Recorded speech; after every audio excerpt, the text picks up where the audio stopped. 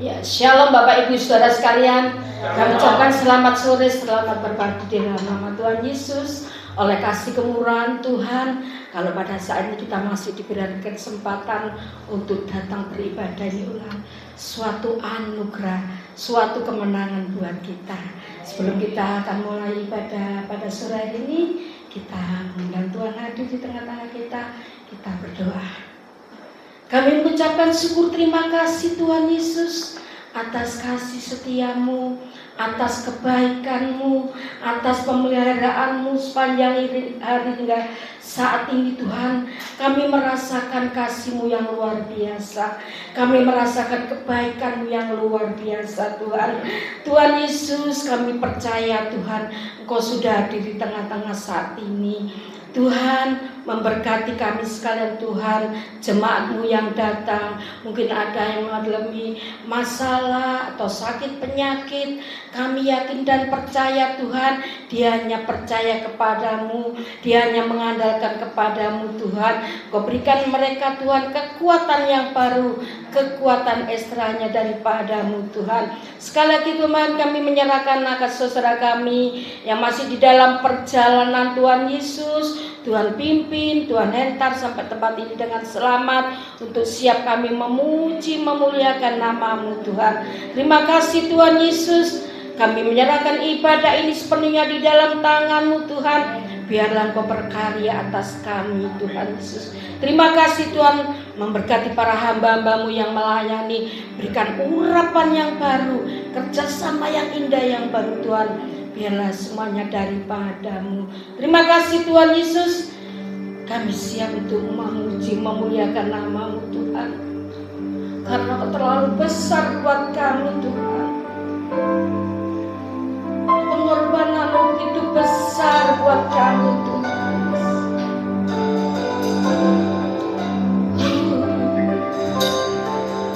Telah kulihat bukti kasih-Mu. Kau menderita gantikanku. Dengan darah-Mu Kau selamatkanku. Kini ku hidup menyenangkan-Mu. Katakan sekali. Telah kulihat bukti kasih-Mu. Kau menderita gantikanku. Dengan darah-Mu Kau selamatkanku.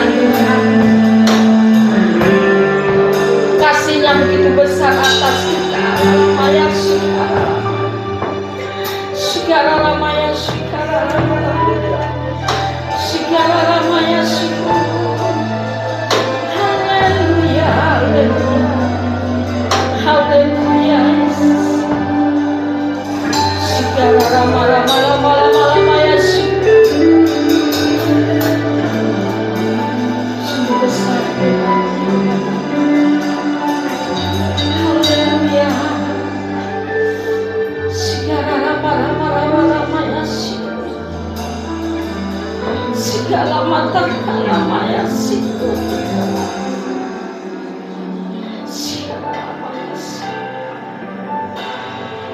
Itu besar kasih. Makasih. Makasih. Makasih. Terlalu besar kasih-Mu Bapa, pengorbanan yang Kau berikan bagiku. Terlalu mahal darah-Mu Yesus, tercurah untuk menebus. Terlalu besar, terlalu besar kasih-Mu Bapa, pengorbanan yang Kau berikan bagiku. Terlalu mahal darah-Mu Yesus, tercurah untuk menebus hidup, tercurah untuk menebus hidup. Katakan tercurah untuk menebus hidupku. Haleluya. Berikan sorak-sorai bagi Tuhan kita. Haleluya, haleluya, haleluya, haleluya. Sungguh Tuhan, begitu besar kasih-Mu atas kami Tuhan. Engkau rela mati untuk kami. Pada saat itu Tuhan, kami siap untuk memuji, memuliakan nama-Mu Tuhan. Kami merasakan bangga Tuhan Yesus mempunyai Allah seperti Engkau. Engkau rela mati untuk kami. Terima kasih Tuhan Yesus. Kami siap untuk memuji, memuliakan nama-Mu. Hanya di dalam nama Tuhan Yesus Kristus. Mari sama-sama kita katakan amin. Berikan kemuliaan bagi Tuhan kita. Haleluya, haleluya. Siapa yang di sini merasakan bangga mempunyai Allah seperti yang kita lakukan dari Tuhan kita. Haleluya.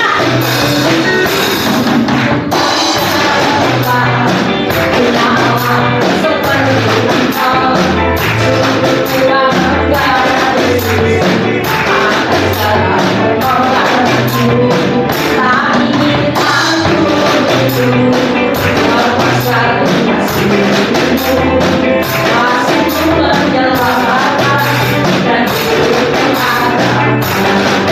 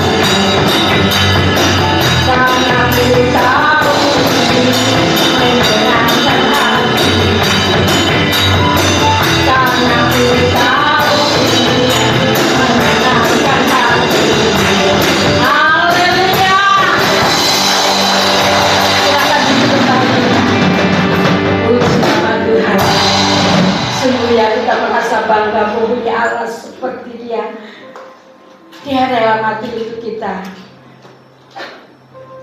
Dia sanggup melakukan perkara untuk kita.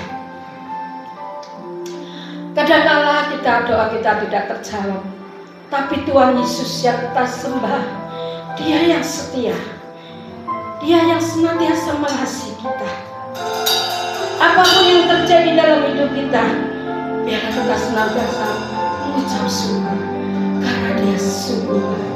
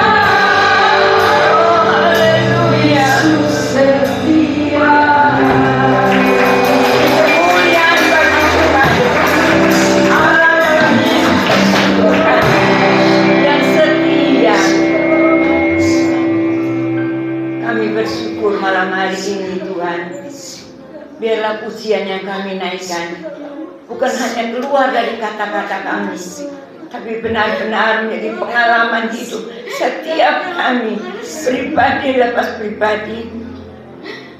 Sepanjang umur hidup kami, berkali-kali Engkau menolong kami, Engkau peduli kepada kami, Engkau memperhatikan keadaan kami. Bahkan Tuhan berkata, mata Tuhan tertuju kepada orang-orang umat Tuhan yang bersungguh hati mencari Tuhan. Kami sungguh merasakan kebaikan Tuhan. Kami ada sampai hari ini karena kasih anugerah Tuhan, kemurahan Tuhan yang berlimpah dalam hidup kami. Sebab itu Tuhan, kami mau membawa hati kami mau membawa hidup kami mau taruhkan di mezbah kudus-Mu. Kami mau bawa hidup kami dalam hadirat-Mu yang kudus, supaya hidup kami boleh berkenan hari demi hari. Tuhan kerjakan, Tuhan bentuk kami, supaya kehidupan kami boleh memuliakan nama Tuhan. Hanya ini yang bisa kami lakukan untuk membalas kasih Tuhan yang amat sangat besar buat kami. Terima kasih Bapak, terima kasih. Mungkin kadang-kadang kami mengalami di mana doa kami belum terjawab, masalah kami belum terselesaikan, sakit kami belum disembuhkan, atau pergumulan kami belum ada jalan keluar. Tapi kami tahu satu hal, Tuhan Yesus setia. Tidak pernah Tuhan tinggalkan kami. Setiap musim hidup kami Tuhan ada bersama kami. Dan penyertaan Tuhan yang memberikan kami kekuatan. Dan kami yakin itulah kemenangan kami. Ketika Engkau ada di pihak kami, Engkau pembela kami. Dan malam hari ini kami yakin Tuhan sudah hadir di tengah-tengah kami. Tuhan akan menolong setiap kami memahami, mengerti kasih Tuhan yang tidak terbatas. Betapa panjang, lebar, dalam, luas kasih-Mu Tuhan. Biarlah malam hari ini hati kami melimpah dengan syukur. Terima kasih Bapak, kami telah memuji, memuliakan nama-Mu. Kami percaya setiap pujian penyembahan, kalau kami naikkan dengan hati yang sungguh-sungguh mengasihi Tuhan, boleh naik ke hadirat Tuhan. Dan kami percaya Tuhan hadir di tengah-tengah kami malam ini untuk memberkati kami pribadi lepas pribadi. Terima kasih Tuhan, kami akan terima kebenaran firman-Mu.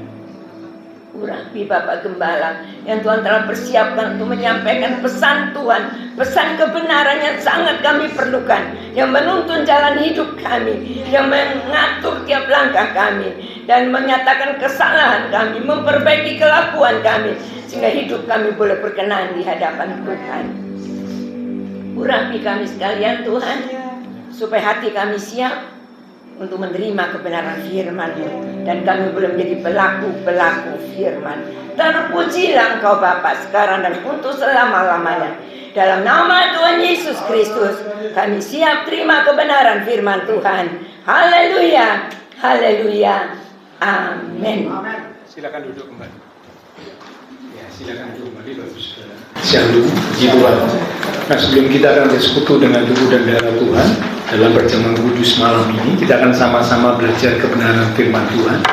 Judul pertemuan firman Tuhan pada hari ini adalah tentang hidup di dalam kasih karunia. Sekali lagi, hidup di dalam kasih karunia. Kasih karunia itu digambarkan, diibaratkan seperti sebuah hadiah, sebuah pemberian yang sangat berharga, yang sangat mahal, yang tidak ternilai, diberikan kepada seseorang yang tidak layak, tidak pantas, tidak patut untuk menerimanya. Ya, saya ulang. Kasih karunia itu digambarkan seperti sebuah hadiah, sebuah pemberian yang sangat mahal, yang tidak ternilai harganya, diberikan kepada seseorang yang tidak pantas, tidak patut untuk menerimanya, namun diberikan kepada orang tersebut. Itulah yang namanya kasih karunia. Nah, Bapak Saudara, tentu kita sebagai umat-umat Tuhan sudah menerima kasih karunia Allah yang besar, anugerah Allah yang besar dalam hidup kita. Seharusnya kita dihukum karena dosa-dosa kita, namun Allah mengirim putranya yang tunggal Yesus Kristus datang ke dunia, mati di atas kayu salib demi untuk mengampuni semua dosa kita, dan malah memberikan kepada kita sebuah hidup yang baru, hidup yang dipulihkan, hidup yang diubahkan, hidup yang baru Tuhan berikan kepada kita. Itulah kasih karunia-Nya yang luar biasa. Nah, malam ini kita akan belajar tentang Tuhan ingin supaya kita umat Tuhan yang sudah menerima kasih karunia dari Tuhan, kita terus hidup di dalam kasih karunia. Itulah sebabnya judul renungan firman Tuhan hari ini adalah tentang hidup di dalam kasih karunia. Tentunya kasih karunia dari Allah kepada kita. Nah, kita akan lihat bagaimana kasih karunia Allah itu berdampak dalam hidup kita. Ketika kasih karunia Allah mengalir dalam hidup kita, Allah melimpahkan kasih karunia-Nya kepada kita, bagaimana kasih karunia itu berdampak dalam hidup kita? Dampak apakah yang akan kita alami ketika kasih karunia Allah diberikan kepada kita, umat-umatnya? Kita akan belajar bersama. Yang pertama, kasih karunia Allah akan berdampak dalam hidup kita ketika kasih karunia itu diberikan kepada kita, yaitu memberikan jaminan keselamatan. Tentang hal ini pasti kita sudah sangat paham, tapi malam ini Tuhan ingin ingatkan kembali. Ada sebuah jaminan, ada sebuah kepastian. Kalau kasih karunia Allah diberikan kepada kita, maka kita mendapat jaminan, kepastian, keselamatan di dalam Tuhan, hidup yang kekal di dalam Tuhan. Efesus pasal 2 di ayat yang ke-8. Kita akan lihat dan baca Efesus pasal 2 di ayat yang ke-8. Sebab karena kasih karunia kamu diselamatkan oleh iman. Itu bukan hasil usahamu, tetapi pemberian Allah. Yang pertama, dampak kasih karunia Allah yang diberikan kepada kita umat Tuhan adalah ada sebuah jaminan, ada sebuah kepastian kita mendapat keselamatan, kita mendapat hidup yang kekal. Itulah sebabnya kalau umat Tuhan menghadapi kematian tidak takut. Banyak orang ketika mereka menjalani kehidupan, lalu saat mereka akan mati atau menjelang ajal gitu, mereka ketakutan karena mereka tidak tahu apa yang akan terjadi sesudah mereka meninggalkan dunia ini. Ya, mereka takut, mereka merasa tidak siap menghadapi kematian karena nggak ada jaminan, kepastian keselamatan tidak ada. Tapi beda dengan umat Tuhan. Kalau Bapak Ibu Saudara ingat salah satu tokoh ketika Tuhan Yesus sudah lahir di muka bumi, ya, ada satu tokoh yang bernama Simeon. Bukan Simeon dalam perjanjian lama, bukan, tapi Simeon dalam perjanjian baru. Nah, Simeon ini waktu itu berjumpa dengan bayi Tuhan Yesus. Dia sudah sangat lanjut usia, ya. Nah, ketika dia melihat bayi Tuhan Yesus, dia berkata begini, "Sekarang Tuhan, biarkanlah hamba-Mu ini pergi dalam damai sejahtera, sebab mataku telah memandang keselamatan yang dari Tuhan." Jadi meninggalkan dunia dikatakan pergi dalam damai sejahtera. Ya, itulah umat Tuhan.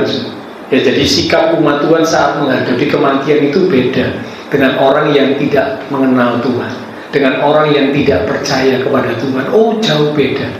Ya, mereka punya ketakutan karena mereka tidak punya jaminan kepastian keselamatan. Tapi kita umat Tuhan yang percaya kepada Tuhan, yang menerima kasih karunia Tuhan, ada jaminan kepastian keselamatan. Nah, tentunya mati menurut waktu Tuhan.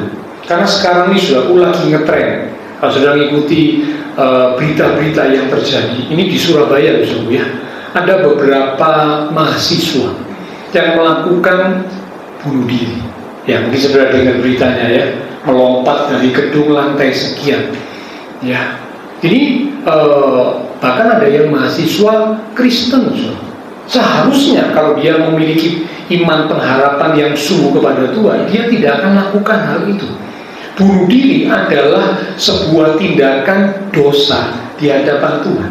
Mengapa dosa? Karena bunuh diri itu berarti melawan kedaulatan Tuhan. Belum waktunya mati, tapi minta mati. Belum waktunya mati melakukan satu tindakan mengakhiri hidupnya. Kitab Pengkhotbah mencatat, hai orang fasik, hai orang bodoh, mengapa engkau mau mati sebelum waktu? Jadi orang yang bunuh diri itu mengakhiri hidupnya melawan kedaulatan Tuhan di hadapan Tuhan, itu adalah orang bodoh, orang fasik. Ya, karena itu saya sangat berpesan, apapun yang kita hadapi jangan pernah kita terintimidasi oleh iblis. Ya, iblis berkata, sudah kamu udah punya harapan di dunia, hidupmu sia-sia, lebih baik cepat akhiri hidupmu, ya, cepat segera kamu bunuh diri supaya masalahmu beres, masalahmu selesai. Iblis mengintimidasi seperti itu. Tapi saya mau katakan, bunuh diri itu bukan menyelesaikan masalah. Bunuh diri itu justru membuat kita masuk dalam masalah yang jauh lebih besar, yaitu apa? Hukuman kekal. Jalan tercepat menuju ke neraka. Ya, jadi berulang kali saya mengingatkan hal ini, ya, supaya jangan ada jemaat Tuhan yang tertipu oleh iblis, ingin mengakhiri hidup dengan bunuh diri, karena itu adalah jalan tercepat menuju ke neraka. Tapi saya tidak menghakimi, saudara, ya, saya tidak menghakimi, oh itu orang yang bunuh diri itu pasti masuk neraka. Saya tidak berani, itu urusannya Tuhan, ya. Mungkin saja sebelum dia mati, detik-detik terakhir dia bertobat, mungkin, saudara, kalau ada kesempatan. Tapi kalau tidak ada kesempatan, ya itu berarti jalan tercepat menuju ke neraka, hukuman kekal. Nah, itu mati sebelum waktunya, melawan kedaulatan Tuhan. Tapi mati yang saya maksud di sini adalah mati sesuai dengan waktu Tuhan. Ya, karena Pengkhotbah berkata, di dunia ini segala sesuatu ada masanya, ada waktunya. Ada waktu untuk lahir, ada waktu juga untuk mati. Mati, kematian, tidak perlu diminta, so. Kalau waktunya mati, ya mati, so. Mati juga tidak bisa ditolak. Jangan sekarang, Tuhan, saya belum siap, saya belum mau, tidak bisa. Kalau kematian sudah datang menjemput, kita harus menghadap Tuhan. Jadi jangan minta mati, tapi juga tidak bisa menolak kematian. Hidup dalam kebenaran, terima kasih karunia Tuhan, ada jaminan kepastian keselamatan. Hidup adalah Kristus, mati adalah keuntungan. Itulah umat Tuhan, beda, ya. Jadi yang pertama, kasih karunia Allah yang dilimpahkan kepada kita itu akan berdampak. Kita umat Tuhan punya sebuah jaminan, punya sebuah kepastian keselamatan, sehingga kita tidak takut menghadapi kematian karena tersedia hidup yang kekal. Yang kedua, kasih karunia Allah yang dilimpahkan kepada kita itu akan berdampak dalam hidup kita. Yang kedua, bicara tentang hubungan dengan Tuhan. Hubungan dengan Tuhan. Ibrani pasal 4 di ayat yang ke-16. Ibrani pasal 4 di ayat yang ke-16. Sebab itu marilah kita dengan penuh keberanian menghampiri tahta kasih karunia. Tahta kasih karunia ini bicara tentang tahta Tuhan, hadirat Tuhan, supaya kita menerima rahmat dan menemukan kasih karunia untuk mendapat pertolongan kita pada waktunya. Dikatakan marilah kita dengan penuh keberanian menghampiri tahta kasih karunia. Bapak Ibu Saudara, ketika manusia jatuh dalam dosa, Adam dan Hawa, Tuhan Allah melangkah menghampiri mereka, hendak menghampiri mereka. Begitu mendengar langkah Tuhan, apa yang dilakukan oleh Adam dan Hawa? Sembunyi, takut. Mereka tidak berani bertemu dengan Tuhan. Mengapa? Karena mereka ada kesalahan, mereka ada dosa, mereka melanggar firman Tuhan, melanggar perintah Tuhan. Dan dosa itu merusak hubungan manusia dengan Tuhan. Kitab Yesaya 59 berkata, dosa menjadi pemisah antara manusia dengan Allah. Terputus, hubungannya terputus. Tadinya Adam dan Hawa itu seperti sahabat dengan Tuhan, bisa bercakap-cakap, bisa ngobrol, bisa berkomunikasi, begitu dekat dengan Tuhan.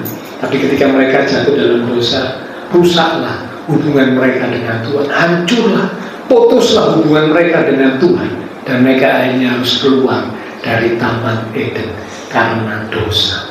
Nah, ketika kasih karunia Allah dilimpahkan dalam hidup umat Tuhan, maka yang kedua, dampaknya dalam hidup umat Tuhan, kasih karunia itu membuka hubungan kita dengan Tuhan, itu dibuka kembali, dipulihkan, diperbaiki, sehingga kita berani menghampiri tata kasih karunia Tuhan. Tidak takut, tapi berani. Bahkan kita boleh memanggil, Bapa, aku datang kepadamu, karena kita adalah anaknya. Bahkan Tuhan jadi seperti sahabat bagi kita. Mengapa? Karena kasih karunia Allah membuka hubungan kita dengan Tuhan. Dan itu kerinduan Tuhan untuk bisa kembali dekat dengan anak-anaknya.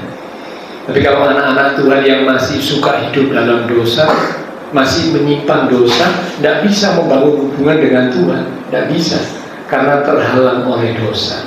Segera bereskan dosa, segera tinggalkan dosa, kembali ke jalan Tuhan, maka hubungan dengan Tuhan akan dipulihkan. Ya, jadi yang kedua, kasih karunia Allah berdampak dalam hidup kita, hubungan kita dengan Tuhan dipulihkan, hubungan kita dengan Tuhan diperbaiki, sehingga kita boleh datang kepada Tuhan, menghampiri Tuhan, ya, dekat dengan Tuhan, seperti anak kepada Bapa, seperti sahabat kepada sahabatnya. Ya. Yang ketiga, kasih karunia Allah akan berdampak dalam hidup kita. Yang ketiga adalah memberikan kekuatan saat kita ada di dalam kelemahan. 2 Korintus 12 di ayat yang ke-9. 2 Korintus pasal yang ke-12 di ayat yang ke-9. Tetapi jawab Tuhan kepadaku, cukuplah kasih karuniaku, kasih karunia Tuhan bagimu. Sebab justru dalam kelemahanlah kuasaku, kuasa Tuhan menjadi sempurna. Sebab itu terlebih suka aku bermegah atas kelemahanku, supaya kuasa Kristus turun menaungi aku. Dikatakan cukuplah kasih karunia Tuhan bagi kita, sebab justru dalam kelemahan kuasa Tuhan jadi sempurna. Artinya apa, saudara? Ketika kasih karunia Tuhan itu mengalir dalam hidup kita, maka dampak yang ketiga, Bapak Ibu Saudara dan saya akan mendapat kekuatan. Ya, saat kita merasa tidak mampu, saat kita merasa lemah, kasih karunia Allah menjadi kekuatan, memberikan kekuatan, memampukan kita untuk kita bisa tetap berjuang menghadapi tantangan hidup, berjuang untuk menuruti perintah Allah. Jadi perjuangan kita di dunia ini ada dua. Yang pertama, berjuang untuk menghadapi tantangan hidup. Semua orang kan pasti menghadapi tantangan, kesulitan. Tidak ada orang hidup di dunia ini tidak punya tantangan, tidak ada kesulitan, itu tidak ada. Ya, semua orang, mungkin bentuk kesulitannya, bentuk tantangannya beda-beda. Tapi yang pasti semua orang yang hidup di dunia ini ya akan menghadapi tantangan, termasuk umat Tuhan. Tapi kalau kita ya hidup dalam kasih karunia Tuhan, kasih karunia Tuhan mengalir dalam hidup kita, saat kita menghadapi tantangan, mungkin sempat sesaat kita merasa lemah, sesaat kita merasa tidak berdaya, tapi kasih karunia Tuhan menjadi kekuatan bagi kita. Kasih karunia Tuhan memberikan kekuatan kepada kita, sehingga kita dimampukan untuk berjuang, untuk terus berjuang menghadapi tantangan hidup, untuk terus berjuang belajar menuruti firman Tuhan. Ya, sehingga umat Tuhan tidak kenal putus asa, tidak ada. Ya, di dalam Tuhan, bersama Tuhan, kasih karunia Tuhan mengalir dalam hidup kita, kita tidak pernah kehilangan pengharapan. Selalu ada jalan yang Tuhan sediakan bagi kita. Percayalah, selalu ada jalan yang Tuhan sediakan. Ya, sesulit apapun tantangan yang kita hadapi, jangan pernah menyerah, jangan pernah putus asa. Ingat kasih karunia Tuhan memberikan kekuatan kepada kita. Nah, bahkan satu ayat berkata, saat kita berjuang menghadapi tantangan, Tuhan itu menyertai kita. 1 Korintus 15 di ayat yang ke-10. 1 Korintus pasal yang ke-15 di ayat yang ke-10. Tetapi karena kasih karunia Allah, aku adalah sebagaimana aku ada sekarang. Dan kasih karunia yang dianugerahkannya kepadaku tidak sia-sia. Sebaliknya, aku telah bekerja lebih keras daripada mereka semua. Tetapi bukannya aku, perhatikan kalimat berikut, melainkan kasih karunia Allah yang menyertai aku. Percayalah, kasih karunia Tuhan itu terus menyertai kita. Ini jadi sumber kekuatan buat kita. Saat Bapak Ibu Saudara menghadapi sesuatu, ingat, percaya, kasih karunia Tuhan itu terus menyertai kita, memampukan kita, menguatkan kita menghadapi setiap tantangan dalam hidup ini. Ya, sehingga yaitu tadi ya, tidak ada umat Tuhan yang putus asa lalu bunuh diri. Jangan. Ya, saya sendiri pun sebagai hamba Tuhan, kalau melayani ada umat Tuhan yang mati bunuh diri, kita hamba Tuhan juga bingung, mau ngomong apa?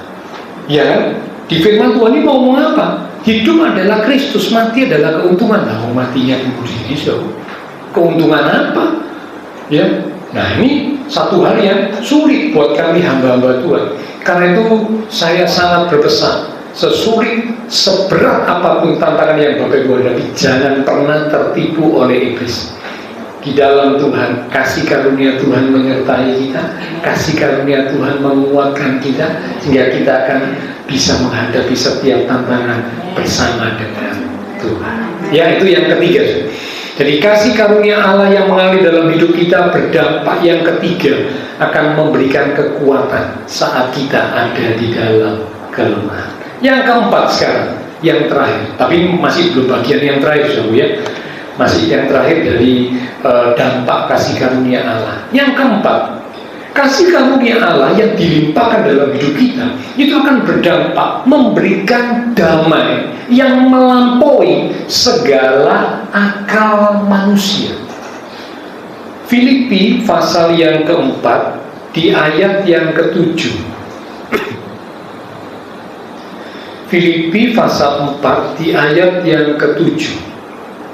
Damai sejahtera Allah yang melampaui segala akal akan memelihara hati dan pikiranmu dalam Kristus Yesus. Damai sejahtera Allah yang melampaui segala akal. Apa maksudnya? Biasanya akal manusia ini berkata, saya bisa damai kalau semua berjalan baik. Saya bisa damai kalau semua berjalan lancar. Tidak ada kesulitan, tidak ada tantangan, baru ada damai di hidup ini. Itu akal manusia berkata demikian. Tetapi damai sejahtera Tuhan tidak seperti itu.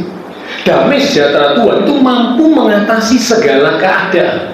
Dalam situasi yang sulit sekalipun, dalam situasi yang berat sekalipun, tetap umat Tuhan yang dilimpahi kasih karunia Allah akan punya damai sejahtera meskipun situasi sedang sulit. Nah, ini kalau dianalisa dengan akal, tidak masuk akal, tidak cocok. Lagi sulit kok damai, tidak masuk akal. Itulah sebabnya dikatakan damai sejahtera Allah yang melampaui akal manusia. Ya, jadi yang keempat, kasih karunia Allah berdampak dalam hidup kita, memberikan damai sejahtera Allah yang melampaui segala akal. Di tengah situasi yang bagaimanapun, tetap kita boleh memiliki damai sejahtera Allah. Itulah 4 hal yang menjadi dampak, 4 hal yang indah yang menjadi dampak ketika kasih karunia Tuhan mengalir dalam hidup kita.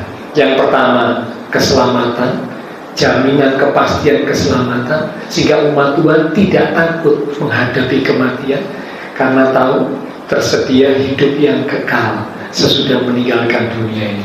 Yang kedua, kasih karunia Allah berdampak hubungan kita dengan Tuhan dipulihkan, dibuka kembali hubungan kita dengan Tuhan, sehingga berani menghampiri tata kasih karunia Tuhan.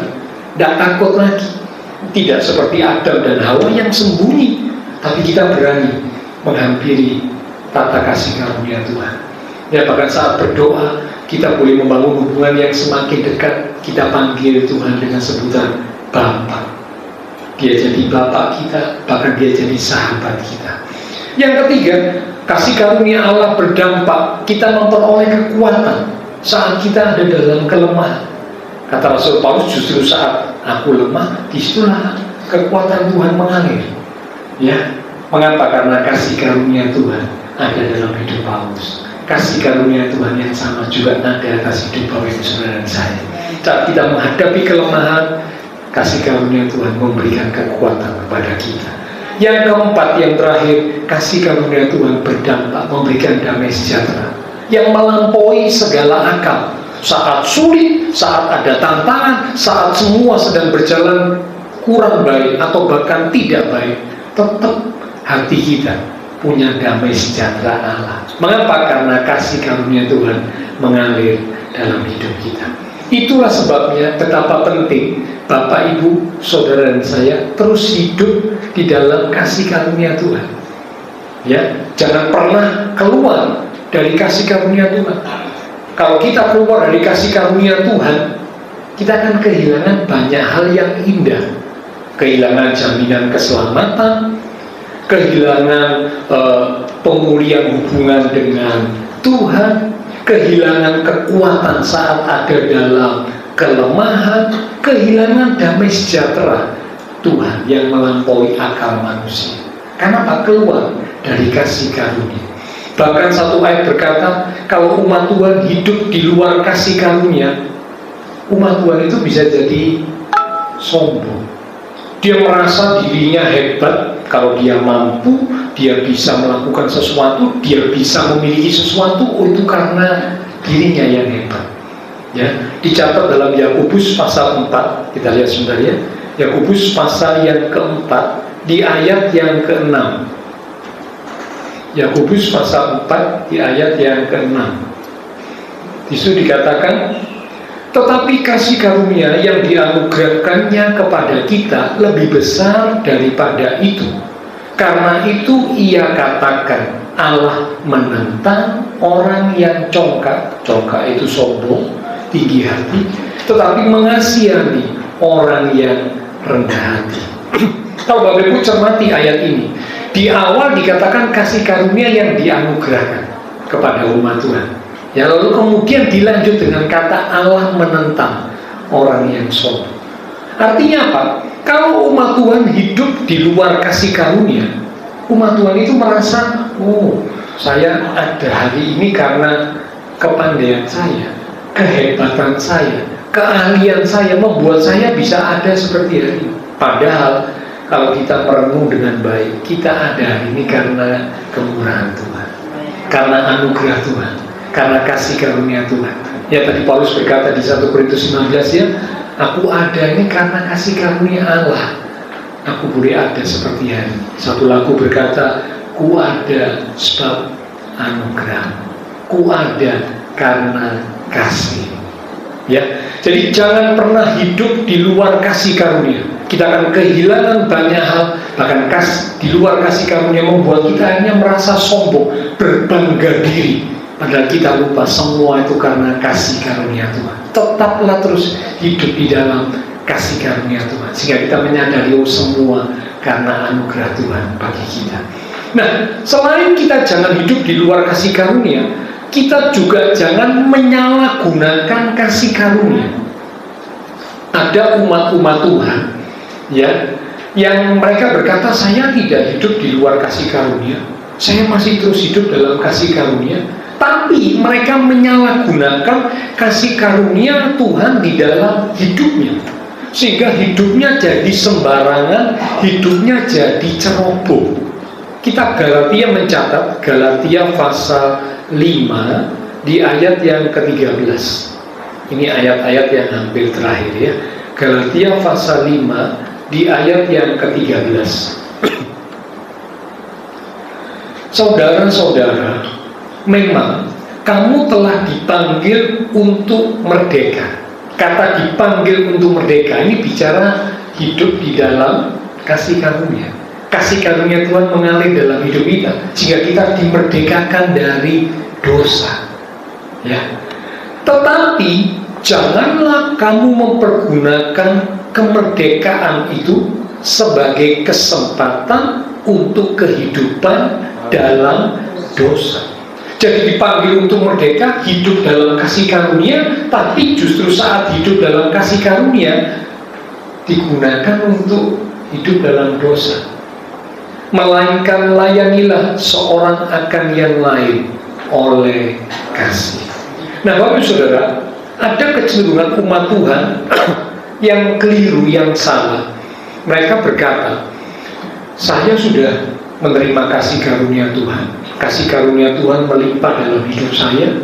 Pengampunan Kristus, korban Kristus yang mengampuni saya itu berlaku sepanjang hidup saya, baik untuk dosa masa lalu, dosa masa kini, maupun dosa masa yang akan datang. Betul, memang betul.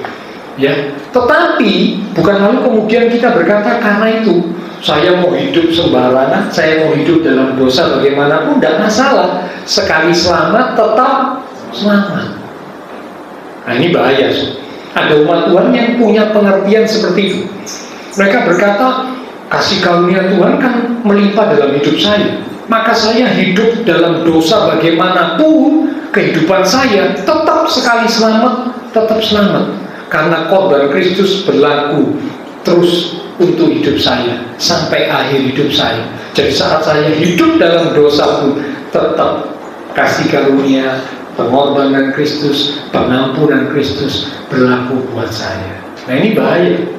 Akhirnya mereka menyalahgunakan kasih karunia Tuhan. Hidupnya jadi ceroboh, hidupnya jadi sembarangan, ya, karena mereka memandang rendah, memandang remeh kasih karunia Tuhan. Nah, kita nggak boleh seperti itu, ya. Jadi di satu sisi hidup di luar kasih karunia nggak boleh. Kita akan kehilangan banyak hal-hal yang indah dan kita akhirnya akan berbanggakan diri kita. Tapi sebaliknya, tetap hidup dalam kasih karunia lalu menyalahgunakan kasih karunia Tuhan dengan terus hidup di dalam dosa, itu juga nggak boleh. Berarti kita meremehkan, menyepelekan kasih karunia Tuhan bagi kita. Satu ayat lagi, ya, ayat yang benar-benar hampir terakhir, Yudas ayat yang keempat. Yudas di ayat yang keempat. Cuma satu pasal, ya, Yudas itu sebelumnya Wahyu. Sebab ternyata ada orang-orang tertentu yang telah masuk menyelusup di tengah-tengah kamu, yaitu orang-orang yang telah lama ditentukan untuk dihukum. Mereka adalah orang-orang fasik yang menyalahgunakan kasih karunia Allah kita untuk melampiaskan hawa nafsu mereka, dan yang menyangkal satu-satunya penguasa dan Tuhan kita, Yesus Kristus. Wah, mungkin kalau Bapak Ibu Saudara baca sekilas ayat ini, wah, ini kelihatannya ditujukan kepada antikris, orang yang tidak percaya Tuhan. Oh tidak, ini ada orang-orang yang kelihatannya sudah jadi umat Tuhan, ya, tapi ternyata mereka dikatakan menyalahgunakan kasih karunia Allah untuk melampiaskan hawa nafsu. Melampiaskan hawa nafsu itu bicara tentang mengikuti keinginan sendiri, keinginan daging, hidup sesuka semaunya sendiri. Nah, ini bahaya. Akhirnya apa? Kalau hidup semau sendiri berarti pasti berlawanan dengan keinginan Tuhan. Karena Galatia berkata keinginan roh dan keinginan daging itu bertentangan, berlawanan. Tidak mungkin sama, tidak mungkin. Daging dan roh itu bertentangan. Kehendak Tuhan dengan keinginan manusia, keinginan daging itu berlawanan. Nah, orang yang menyalahgunakan kasih karunia Allah, dia melampiaskan keinginannya. Semua keinginannya, hawa nafsunya harus terjadi, harus dituruti, harus dilakukan. Ya berarti tidak melakukan kehendak Tuhan. Nah, itu dikatakan menyalahgunakan kasih karunia Tuhan, ya. Dan dikatakan orang yang seperti ini menyangkal satu-satunya penguasa. Bapak Ibu Saudara, kalau kita sadar kita ini sudah ditebus oleh Tuhan, seharusnya kita ngerti hidup kita ini miliknya siapa? Miliknya Tuhan.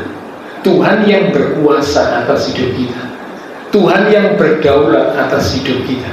Ya, satu lagu yang sering kita nyanyikan, Engkaulah Tuhan, Engkaulah Raja, berdaulat atas hidup. Tahu arti kata berdaulat? Berdaulat itu berarti Tuhan yang memegang kendali atas hidup kita, Tuhan yang berkuasa atas hidup kita. Tuhan jadi tuan, Tuhan jadi penguasa atas hidup kita. Jika kita nggak bisa lagi mengikuti keinginan kita sendiri, tidak bisa, karena hidup kita sudah jadi miliknya Tuhan. Tuhan sudah menebus, membeli kita dengan darah yang mahal. Tapi umat Tuhan yang menyalahgunakan kasih karunia, dikatakan mereka menyangkal Tuhan sebagai penguasa. Karena apa? Mereka mengikuti keinginannya sendiri. Tidak mau Tuhan yang berdaulat dalam hidupnya, tidak mau. Aku mau keinginanku yang harus selalu terjadi. Nah, ayat ini di bagian awal dikatakan orang yang seperti ini telah ditentukan untuk dihukum. Itu Bapak Ibu baca ya, ayat awal. Orang yang menyalahgunakan kasih karunia itu ditentukan untuk dihukum. Mereka adalah orang-orang yang fasik. Itu ayat yang tadi kita baca. Ya, kalau Bapak Ibu cermati, mereka adalah orang-orang yang fasik, yang menyalahgunakan kasih karunia Allah untuk melampiaskan hawa nafsu mereka. Jadi kalau ada umat Tuhan yang menyalahgunakan kasih karunia Allah, itu di hadapan Tuhan adalah orang yang fasik. Karena mereka berarti tidak memberi kesempatan untuk Tuhan berdaulat dalam hidupnya. Padahal Kristus sudah mati buat dia. Kristus harusnya menjadi penguasa, menjadi tuan, menjadi Tuhan atas kehidupan umat-umat. Ya, jadi karena itu kita diingatkan malam ini supaya kita jangan hidup di luar kasih karunia, tapi sebaliknya ketika kita sudah hidup dalam kasih karunia, jangan menyalahgunakan kasih karunia, supaya jangan sampai kita kena hukuman di hadapan Tuhan kita sebagai orang-orang yang fasik. Ayat penutup terakhir 2 Petrus 3 ayat 18. Silakan pemusik bisa bersiap maju ke depan ya. 2 Petrus pasal 3 di ayat yang ke-18. Demikian firman Tuhan. Tetapi bertumbuhlah dalam kasih karunia dan dalam pengenalan akan Tuhan dan Juru Selamat kita, Yesus Kristus. Baginya kemuliaan sekarang dan sampai selama-lamanya. Amin. Dikatakan bertumbuhlah. Tuhan rindu kita yang sudah menerima kasih karunia Tuhan, kita terus hidup dalam kasih karunia Tuhan. Bahkan kita semakin bertumbuh dalam kasih karunia Tuhan, semakin bertumbuh dalam pengenalan akan Tuhan. Itu kerinduan Tuhan buat setiap kita. Biarlah firman Tuhan malam hari ini boleh menjadi berkat untuk kita umat Tuhan, belajar untuk terus hidup di dalam kasih karunia Tuhan. Kita akan datang kepada Tuhan, kita persiapkan hati kita untuk bersekutu dengan tubuh dan darah Tuhan. Silakan juga pelayan perjamuan kudus. Lewat satu pujian kita katakan, ku ada sebab anugerah, ku ada sebab anugerah. Ada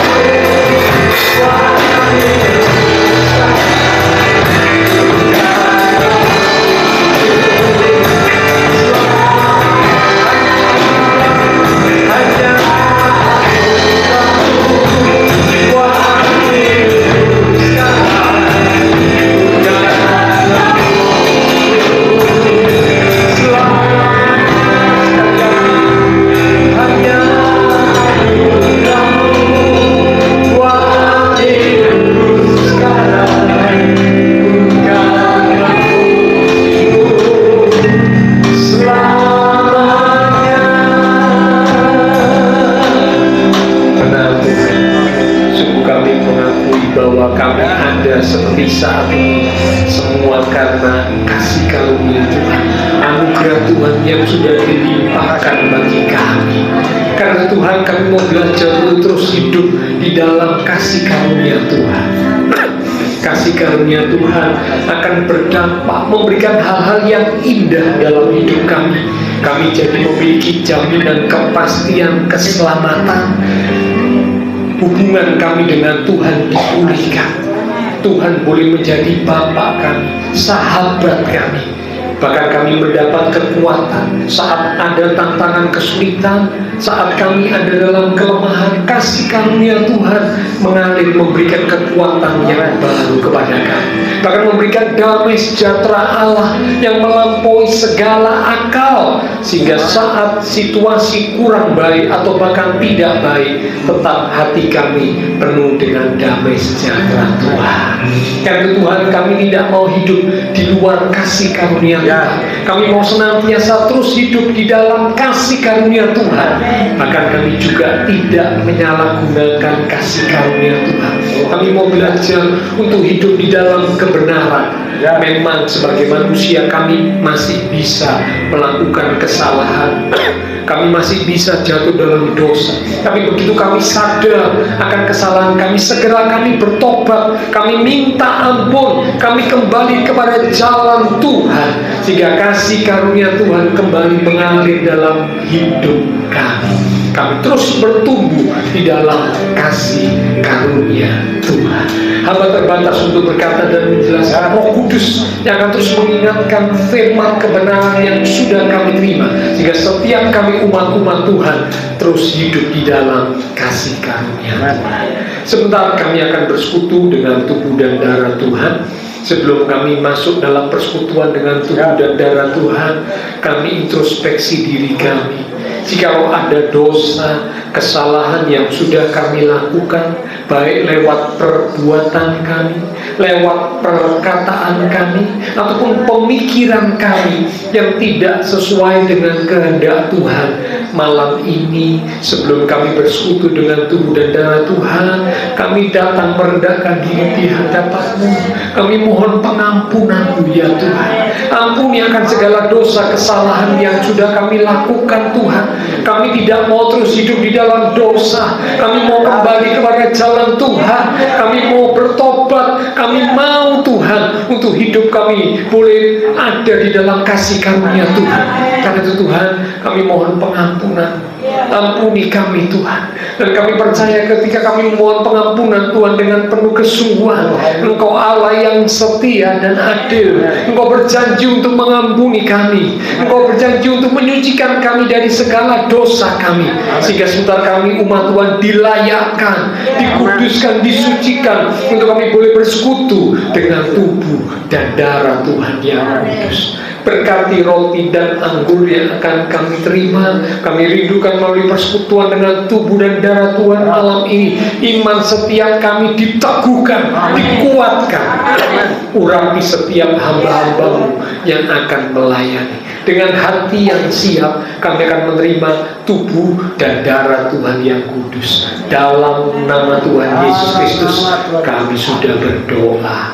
Amin. Oke, silakan. Nah, nanti Bapak Ibu Saudara yang sudah menerima tubuh dan darah Tuhan langsung bersiap ya, dibuka supaya nanti nggak kebingungan, karena saya perhatikan beberapa kali kebingungan bukanya. Jadi begitu terima langsung dibuka ayat firman Tuhan yang ada di hosti atau roti itu langsung dibaca. Biarlah ayat firman Tuhan itu jadi rema, dan yang sudah terima bangkit berdiri ya, supaya diketahui oleh para pelayan perjamuan kudus sudah menerima perjamuan kudus. Anak-anak mohon tidak mengambil ya, karena tidak diperkenankan anak-anak untuk mengikuti perjamuan kudus, masih belum mengerti ya, tapi jadi salah di hadapan Tuhan. Oke, kita katakan lewat satu pujian, hanya Kau Tuhan di hidup, hanya Kau Tuhan di hidupku. Terima kasih Pak. Kau berikan hidup yang baru.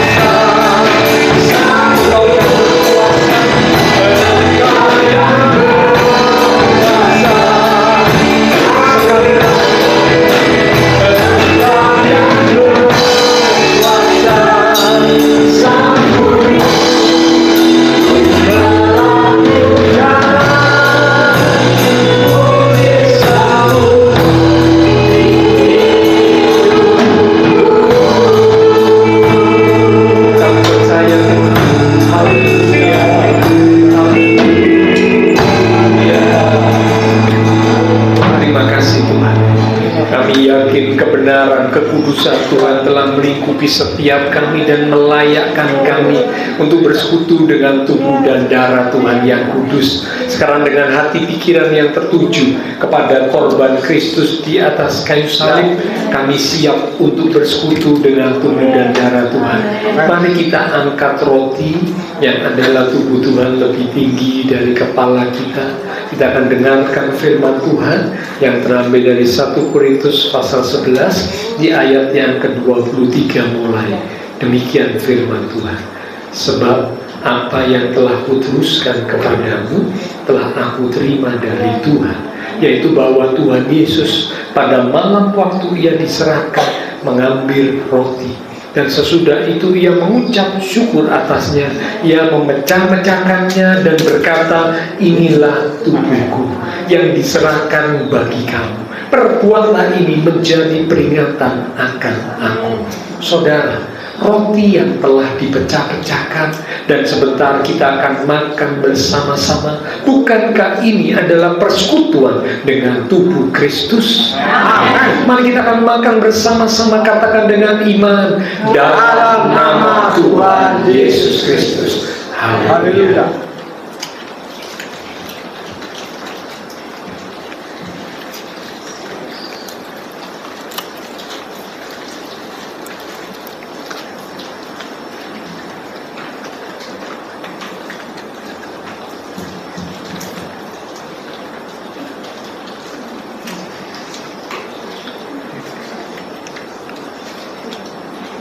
Terima kasih Tuhan. Terima kasih untuk persekutuan dengan Tuhan. Terima kasih Tuhan. Mari sekarang kita angkat cawan lebih tinggi dari kepala kita. Kembali kita akan dengar firman Tuhan. Demikian juga ia mengambil cawan sesudah makan, lalu berkata, cawan ini adalah perjanjian baru yang dimeteraikan oleh darahku, darah perjanjian yang ditumpahkan untuk pengampunan dosa. Perbuatlah ini setiap kali kamu meminumnya menjadi peringatan akan aku.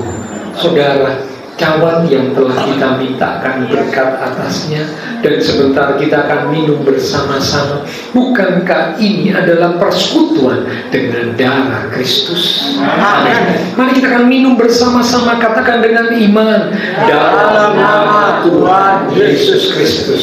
Haleluya. Mari naikkan syukur kepada Tuhan. Terima kasih Tuhan. Terima kasih, kami bersyukur Tuhan. Haleluya, haleluya.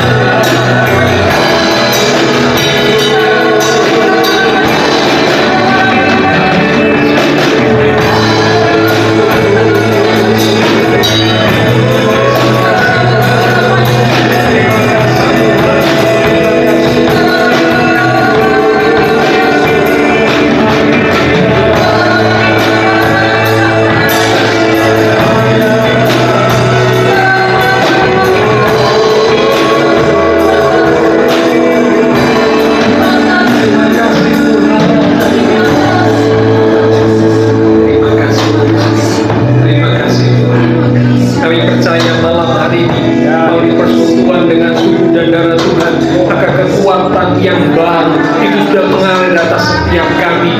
Kuasa-Mu bekerja dalam hidup kami, sehingga jikalau ada kami yang sakit, kami percaya Tuhan Yesus memberikan kekuatan kesembuhan buat setiap kami.